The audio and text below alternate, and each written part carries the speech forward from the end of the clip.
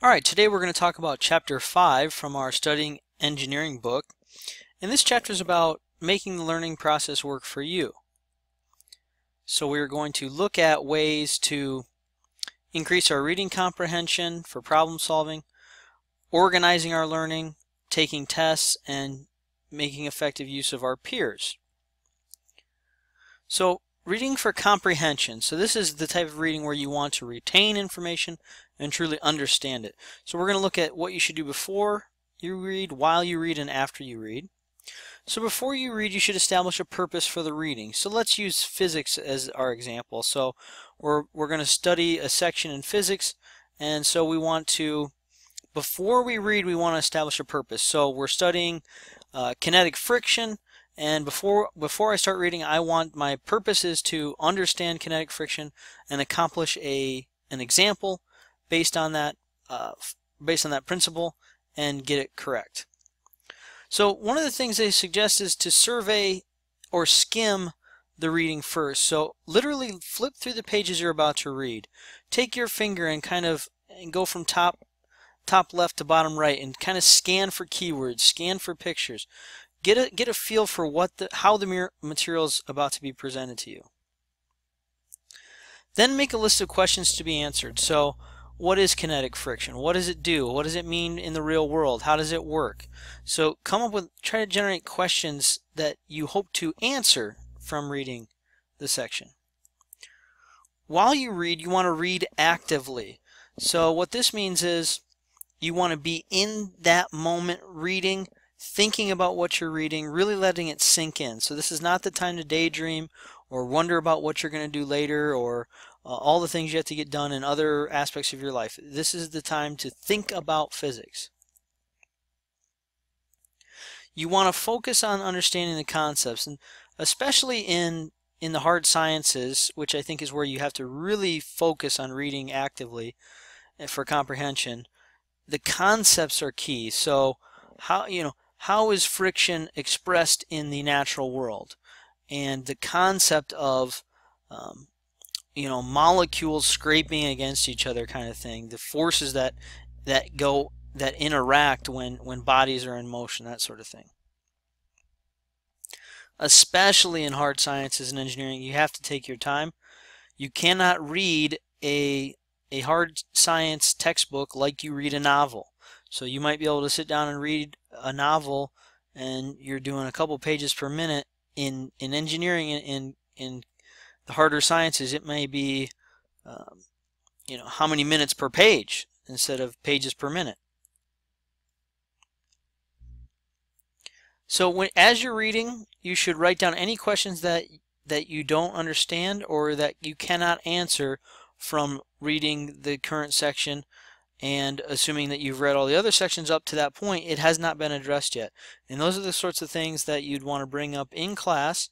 I recommend you bring those up in class for the entire class to hear the question and let the professor answer it so everyone can benefit from your question, because I guarantee others probably have the same question if you didn't get it. And then this is actually a good tip, and you have to kind of find a quiet place to do this. You want to periodically stop and literally read aloud what you just read. And that act of stopping, reading aloud, can actually trigger different parts of your brain to analyze that passage. And when you hear it in audio versus reading it, you can actually get your brain to see it from kind of a different perspective, and you might gain some comprehension from that. After you read, you want to recite the answers to the questions you prepared before you started reading. So again, those are the questions that you had at the very basic level you didn't know anything about, the kinetic friction as our example, and so you wrote about a bunch of questions down. Once you're done reading, you should be able to answer a good bit of those questions. If you can't, then reread where needed and try to answer those questions yourself. If you still can't, then take them to the class and ask the professor so that everyone can hear it. I've talked about this before in class. If you really want to learn things, if you want to lock it into memory, you've got to review. You've got to review your notes within a day. You've got to, potentially reread things. And the more times you touch it, the more you'll lock it into long-term memory. These sciences, the math, the physics, the chemistry, It is no different than if you want to be a great sprinter. To be a great sprinter, you have to sprint. You have to practice running. It's the same with this. You've got to practice it. You've got to reread it. You've got to do it over and over again. And solving problems. Really, if you want to learn engineering or any of these kind of hard sciences, you got to solve problem after problem after problem. Same thing with mathematics. The more you do, the better you get at it, just like running. Organizing your learning process, we'll look at several different things, some good, some bad, of what you might do to organize how you learn. Take it as it comes, so I'll let you read this.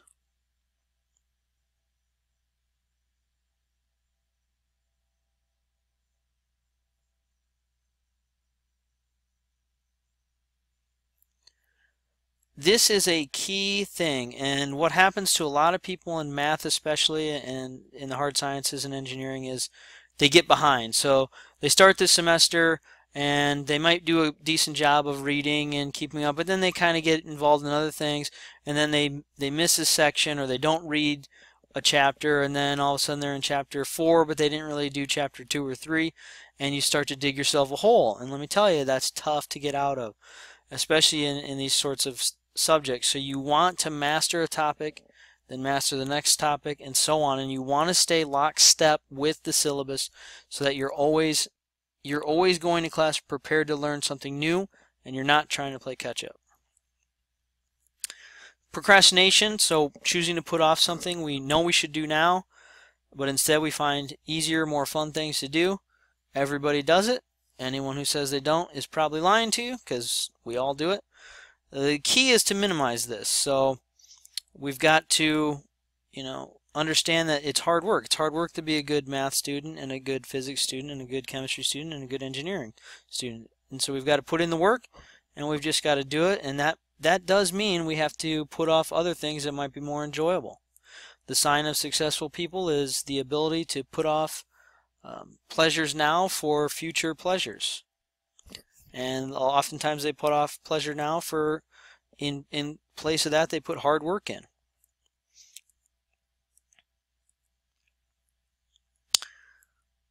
So to master the material, we've got to learn from our lecture notes, we've got to reread the text, and we've got to solve problems. That's really, it's really not that hard of a formula. It really is time. It's time management, and it's actually having the willpower to sit down and do it. We talked a little bit about, in Chapter 4, a note-taking suggestion where you divide your paper into different sections where you have annotations that say a keyword and then a summary at the bottom and then a note section on the right-hand side. And that, anytime you can organize your thoughts, organize your work, that's going to make it more time efficient, more effective for you when you need to study it later and try to lock that information into long-term memory. So we talked a lot about this. Oh, time management. Boy, I can't stress how important this is.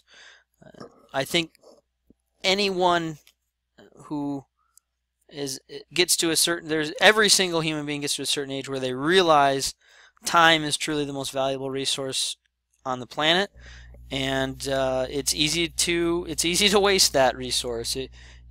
I've heard some people talk about time like, think of it as money. So people are pretty careful of how they spend their money, but people don't tend to think of time as money, and we really should, and even more valuable than money. And you should budget your time just like you budget your money.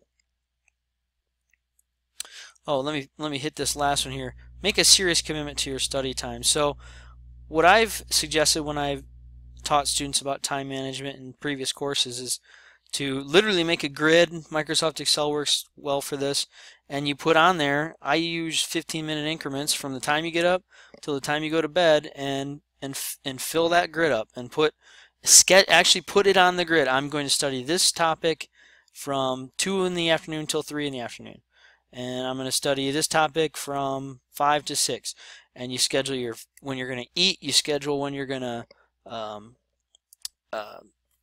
go have fun, and that's a key thing. Schedule fun, schedule time to hang out with friends.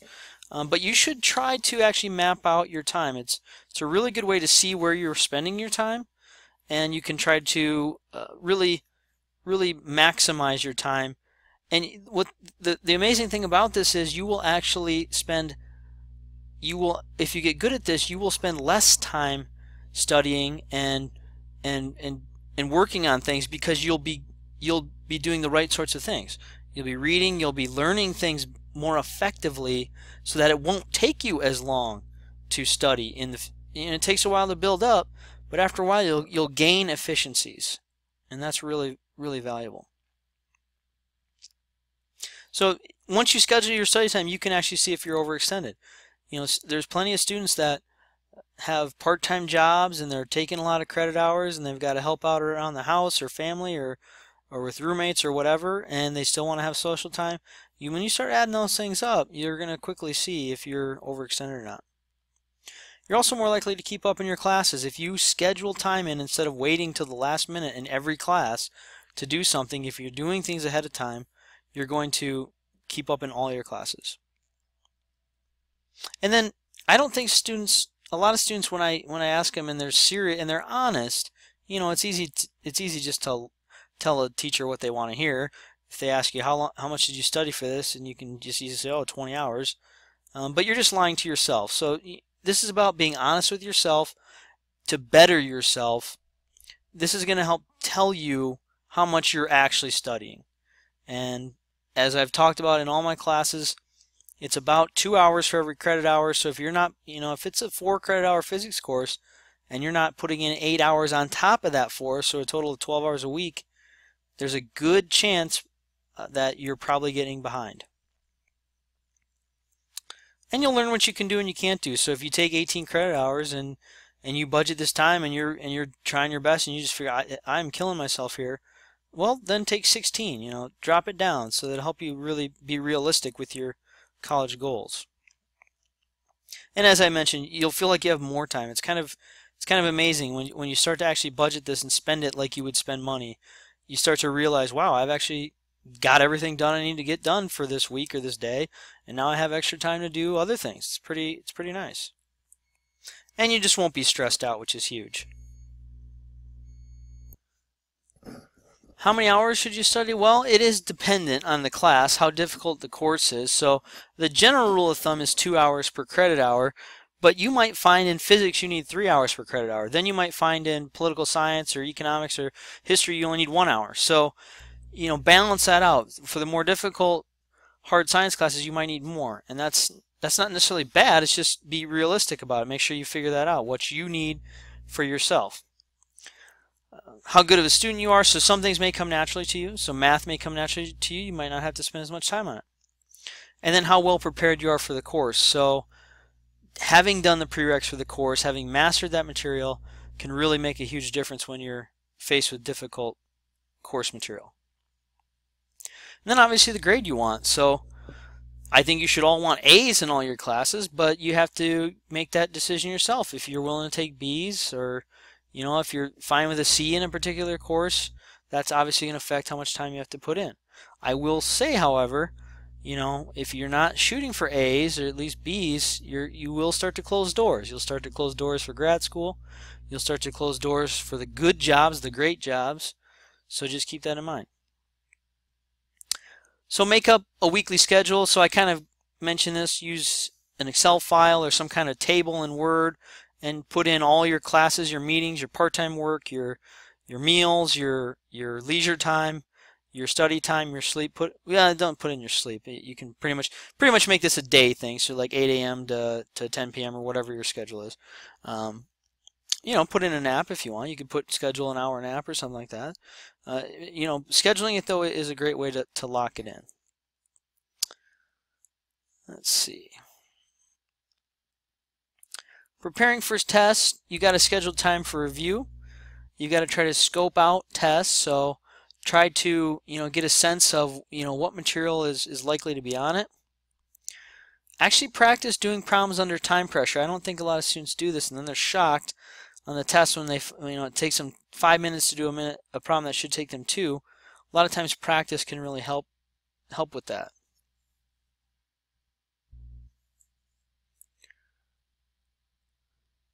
And then obviously get a good night's sleep. That's so important to keep your mind agile and ready to go.